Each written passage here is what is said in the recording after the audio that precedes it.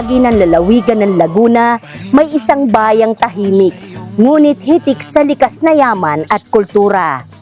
Sa pagitan ng kabundukan at malalawak na palayan, matatagpuan ang Santa Maria, isang bayan na ipinagmamalaki ang masaganang ani, masisipag na magsasaka at mga tanawing tunay na kahanga-hanga. Ito ang kwento ng isang bayang patuloy na umuunlad habang inaalagaan ang kanyang pinagmulan. Isang paanyaya upang tuklasin ang ganda ng Santa Maria.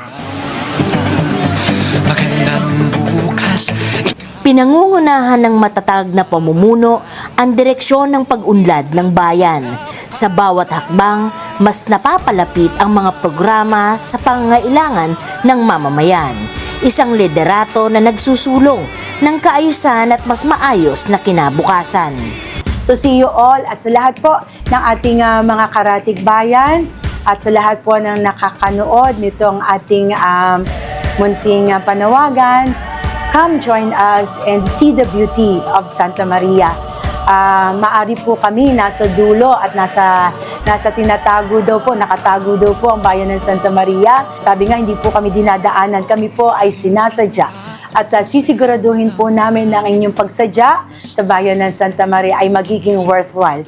Please come and join us and be one with us as we celebrate the beauty and the generosity of the municipality of Santa Maria.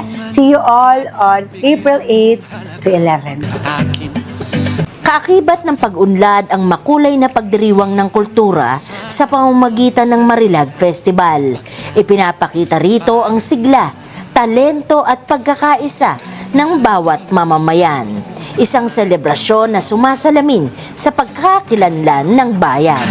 Ikaw at ako magkasama tayo sa lubungin ng kinabukasan. Sa parating na summer, tag-init na naman, kaya naman, tara na sa aming bayan sa Santa Maria. Malapit na ang aming Marilag Festival sa April 8 to April 11 upang malaman nyo kung bakit nga ba kay ganda ng Santa Maria. Mula sa sigla ng pista, dadalhin naman tayo sa likas na yaman ng bayan, ang Three Falls o Marilag Falls. Tatlong magkakasunod na talon ang nagbibigay ng kakaibang ganda at lamig mula sa kabundukan. Isang destinasyong patuloy na dinadayo ng mga naghahanap ng tunay na karanasan sa kalikasan. Halina't hawakan ng aking kamay, sabay. Dahil dito, mas pinalalakas pa ang turismo upang maipakilala ang mga natatagong yaman ng Santa Maria. Dumarami ang bumibisita upang maranasan ang katahimikan at likas na ganda nito. Isang paanyaya para sa mga naghahanap ng kakaibang destinasyon. Ako magkasama. Sa matataas na bahagi ng bayan, matatanaw ang kahangahangang tanawin sa Shepherd Ridge Mountain Resort. Preskong hangin at tahimik na kapaligiran ang sasalubong sa mga bisita. Isang lugar na nagbibigay pahinga at bagong sigla. My name is Vincent Handayan. I am a operations manager po dito sa Shepherd's Ridge Mountain Resort. Actually, it all started 3 years ago pa. Based on the background naman po kasi, talaga pong sa sipag po at syaga po ng ni Mang, which is the owner si Mang V. Which is, nag-start siya 3 years ago and then hindi pa talaga fully complete yung resort. And then later with all the passion of the owner, especially with all the manpower and all the staff, nabuo po unti-unti yung resort po. Nagawag akin ng pababa. Isipin wag sana ang Mula sa tanawin, dinadala naman ang karanasan sa bawat tasa ng kape sa Itaas Coffee Shop. Mararamdaman ang init ng pagtanggap ng lokal na komunidad.